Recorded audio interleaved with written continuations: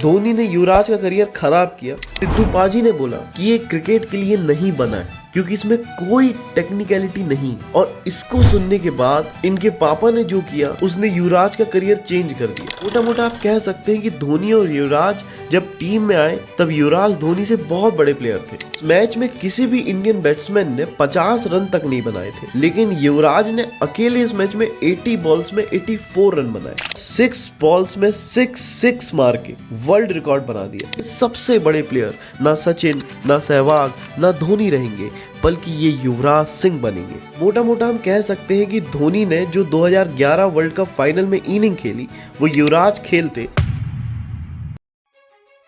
एक ऐसा बैट्समैन जिसने वर्ल्ड कप जैसे बड़े टूर्नामेंट में 6 छक्के मार दिए। Last ball of the innings and he is put it away.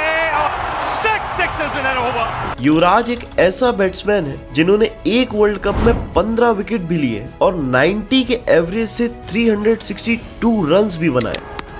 Yuvraj Singh कमाल का एक गेंदबाज। युवराज सिंह एक लौते ऐसे बैट्समैन हैं जिन्होंने एक मैच के अंदर 5 विकेट लिए हुए और 50 रन्स भी मारे। पर कैसे लगातार 2 वर्ल्ड कप में मैन ऑफ द टूर्नामेंट रहने के बाद भी युवराज सिंह का ट्रेजिक रिटायरमेंट हुआ। कैसे सचिन से भी बड़े बैट्समैन कहे जाने वाले युवराज का हुआ था इम्पॉसिबल डाउनफॉल। मैंने उससे ज्यादा टैलेंटेड खिलाड़ी आज तक, मुझे नहीं पता आगे क्या होगा, आज तक अभी तक हिंदुस्तान में पैदा होता हुआ नहीं देखा। Yuvraj Singh deserve a better farewell. नहीं तो युवराज सिंह ऐसे खिलाड़ी थे कि शायद कितने ही रिकॉर्ड वो तोड़ते वो खुद नहीं जानते।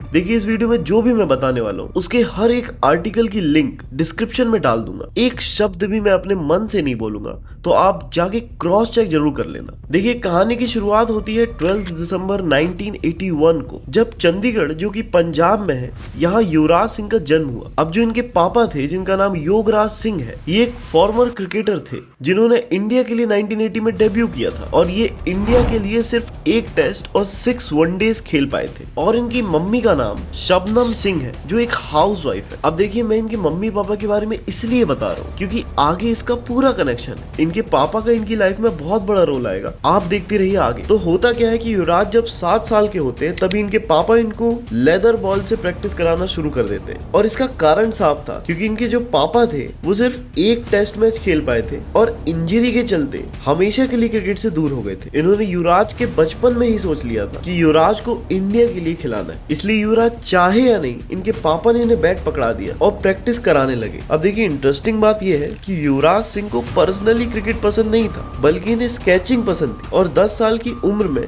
ये स्केचिंग के अंडर 14 स्केचिंग चैंपियनशिप को भी जीत गए थे। पर होता क्या है कि जब ये इस स्केचिंग चैंपियनशिप में गोल्ड जीतते हैं तो इनके पापा गोल्ड मेडल को फेंक देते और कहते हैं कि तुम्हें सिर्फ क्रिकेटर ही बनना है। इसी पर्टिकुलर टाइम में योगराज जो कि इनके पापा हैं, ये युवराज को एकेडमी लेके गए थे जहां सिद्धू पाजी आए थे। और जब योगराज ने सिद्धू पाजी से पूछा कि मेरा बेटा कैसा खेलता है, तो सिद्धू पाजी ने बोला कि ये क्रिकेट के लिए नहीं बना है क्योंकि इसमें कोई टेक्निकलिटी नहीं। और इसको सुनने के बाद इनके पापा ने जो किया उसने युवराज का करियर चेंज कर दिया। देखिए इस पर्टिकुलर टाइम में और 11 साल की उम्र में ही इनके पापा ने बिना हेलमेट लेदर बॉल से बॉलिंग करके इन्हें प्रैक्टिस करानी स्टार्ट कर दी। ये 3 साल तक इन्हें ऐसे ही प्रैक्टिस कराते रहे कि युवराज की लाइफ में क्रिकेट के अलावा कुछ है ही नहीं। और इस समय के बाद युवराज को भी क्रिकेट पसंद आने लगा था और इसके बाद निकला था दी एरोगेंट ग्रेट युवराज। देखिए जब युवराज को क्रिकेट पसंद आना स्टार्ट हुआ था तब ये बॉलिंग भी करने लगे थे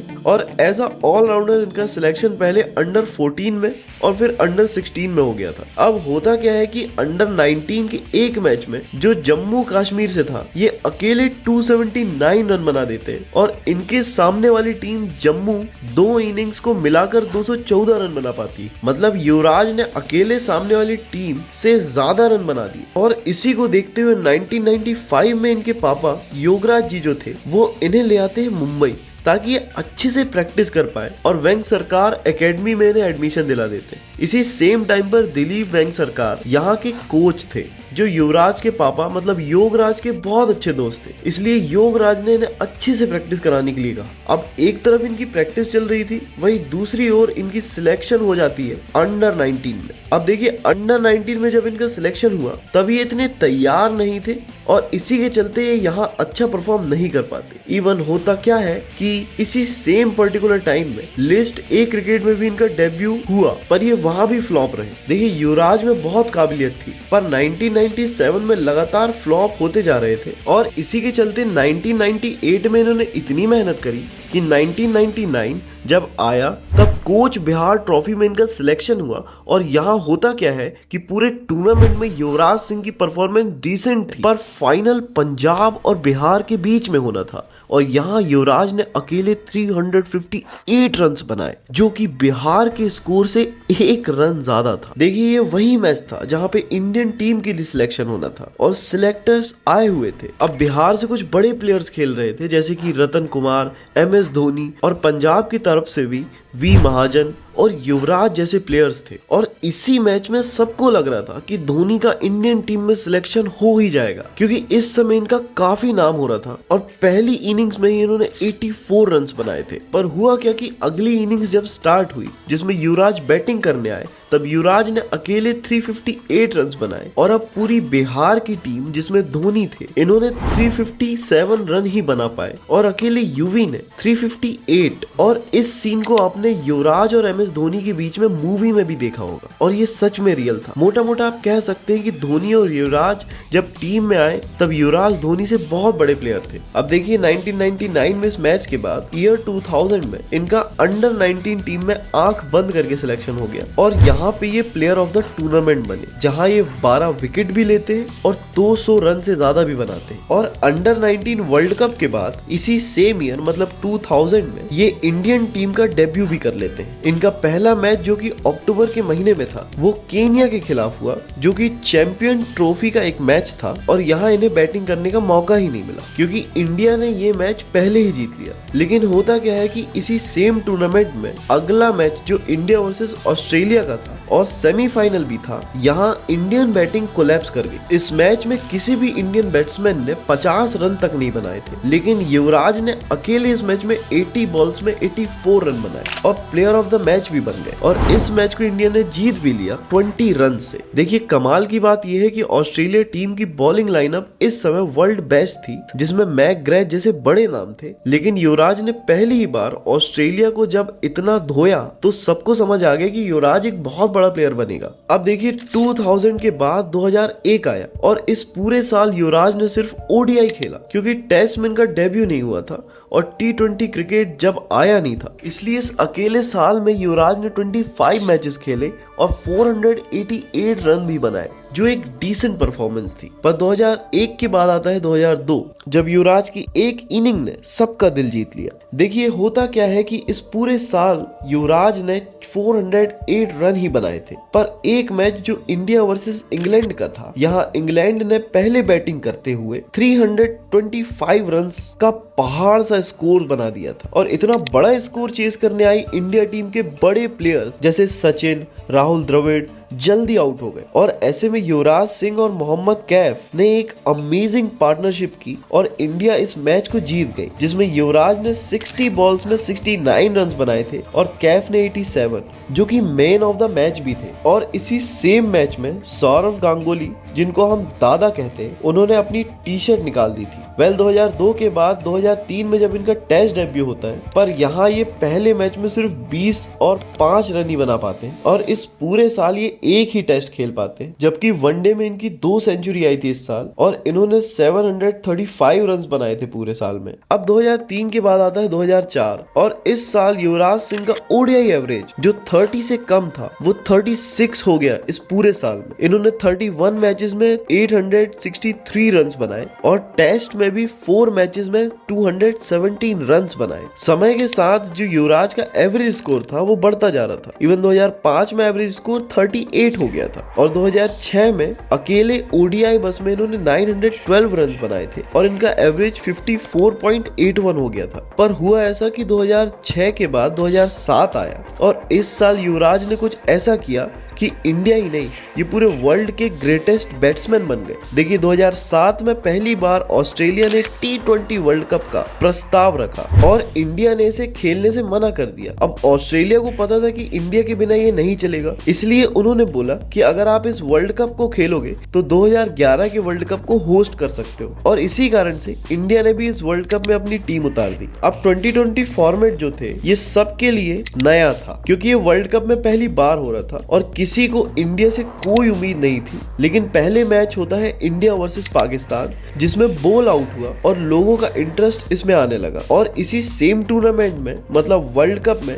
जब इंडिया वर्सेस इंग्लैंड का मैच हुआ तब इंडिया ने पहली बैटिंग की और इंडिया को बढ़िया स्टार्ट भी मिला। गौतम गंभीर ने इसी मैच में 58 और सहवाग ने 68 रन बनाए थे। और बाद में जब ये आउट हो गए तब हुआ क्या कि 17th ओवर में युवराज और फ्लिंटॉफ की लड़ाई हो गई। आपको इनकी लड़ाई देखने मिल जाएगी, वो मैं यहाँ नहीं बताऊंगा। वेल, जैसे ही इनकी लड़ाई हुई तभी ओवर एंड हुआ और 18th ओवर भी शुरू हो गया, जिसको स्टुअर्ट बोल्ट डाल रहे थे। इसमें युवराज ने पहले लॉन्ग ऑन, फिर लॉन्ग ऑफ, लेग ऑफ, हर दिशा में 6 मारा और 6 बॉल्स में 6 मार के वर्ल्ड रिकॉर्ड बना दिया। इस अकेले मैच में इन्होंने फास्टेस्ट 50 का भी वर्ल्ड रिकॉर्ड बनाया था, जो कि 12 बॉल में आई। मतलब अगर आप 12 बॉल में 12 चौके भी मारेंगे तो 48 रन ही आएंगे, और इन्होंने 50 मार दी थी। और इसके बाद इंडिया ने बनाया 218 रन, जिसको इंग्लैंड अपनी पूरी जान लगा के भी चेज नहीं कर पाई। बाद में इंडिया ने वर्ल्ड कप जीत लिया और 2007 वर्ल्ड कप, जो कि पहला T20 वर्ल्ड कप था, इसके सुपर हीरो बने युवराज। इस अकेले वर्ल्ड कप में युवराज जहां बैटर्स की लिस्ट में 13th नंबर में आ गए थे, वहीं बॉलर की लिस्ट में भी इनका नाम। और 2007 के बाद 2008, 2009 और 2010 में भी युवराज ने ODI में अपनी डोमिनेंस बनाई। ये लगातार 40 के ऊपर एवरेज बनाते रहे ODI में, और इसी के चलते 2011 वर्ल्ड कप में आंख बंद करके इनका सिलेक्शन हो गया। देखिए 2011 वो वर्ल्ड कप था जब इंडिया का इस वर्ल्ड कप को जीतना बहुत जरूरी था, क्योंकि इस वर्ल्ड कप के बाद सचिन, सहवाग, गंभीर और ऐसे कई अच्छे प्लेयर्स रिटायरमेंट लेने वाले थे और ये वर्ल्ड कप इंडिया ही होस्ट कर रही थी। पर किसी ने ऐसा नहीं सोचा था कि वर्ल्ड कप के सबसे बड़े प्लेयर ना सचिन, ना सहवाग, ना धोनी रहेंगे, बल्कि ये युवराज सिंह बनेंगे। इस पूरे वर्ल्ड कप में युवराज ने 362 रन बनाए विद एन एवरेज ऑफ 90.50 और 15 विकेट भी लिए। इवन इन्होंने एक मैच में 50 रन भी मारे और 5 विकेट एक साथ लिए। यहाँ से ये इतने बड़े प्लेयर बन गए थे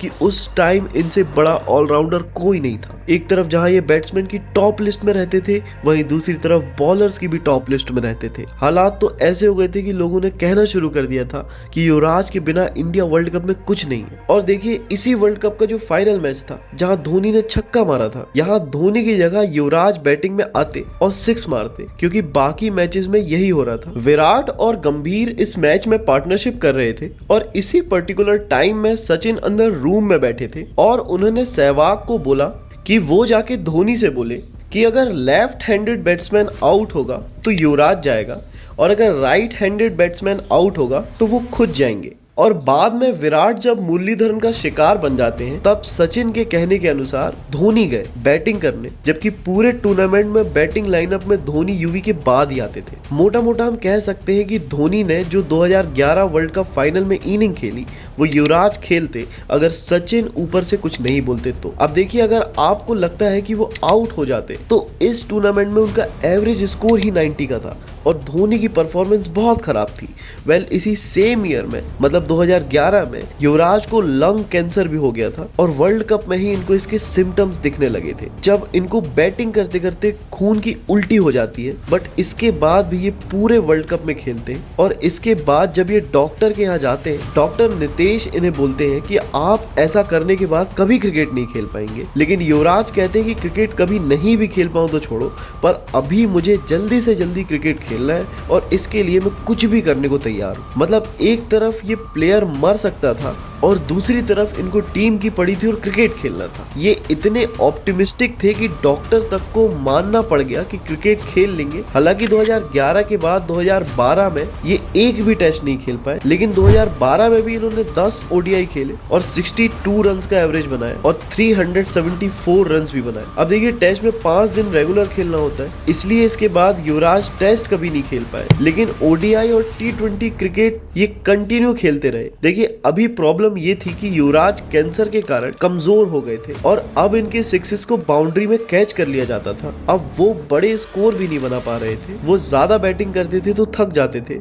और आउट हो जाते थे। साथ में इनकी कंसिस्टेंटली टीम में जगह भी नहीं थी क्योंकि ये खुद ट्रीटमेंट के चलते बाहर रहते थे। हालांकि 2017 में जब इंग्लैंड टूर ऑफ इंडिया होता है तब युवराज ने सेकंड ओडीआई में 127 में 150 रन मार के अपना ओडीआई हाईएस्ट स्कोर बना लिया। पर इसी सेम ईयर में जून के महीने में वेस्ट इंडीज के खिलाफ एक मैच हुआ और इसके बाद युवराज को टीम में कभी नहीं लिया गया। बाद में युवराज ने 10 जून 2019 की डेट को ऑल फॉर्मेट से रिटायरमेंट ले ली, लेकिन टिल डेट मतलब अभी तक बहुत सारे लोग और उनके फादर का मानना है कि युवराज 3-4 साल खेल सकते थे। इवन इनके पापा योगराज का मानना है धोनी ने युवराज का करियर खराब किया क्योंकि 2007 में जब धोनी को कैप्टन बनाया तब कैप्टन का सबसे पहला दावेदार युवराज था। इवन यहाँ ये वाइस कैप्टन थे लेकिन बाद में उनसे वो भी ले लिया गया। इसमें कोई शक नहीं है कि युवराज एक ग्रेटेस्ट प्लेयर थे जो दुनिया के नंबर 1 ऑलराउंडर थे।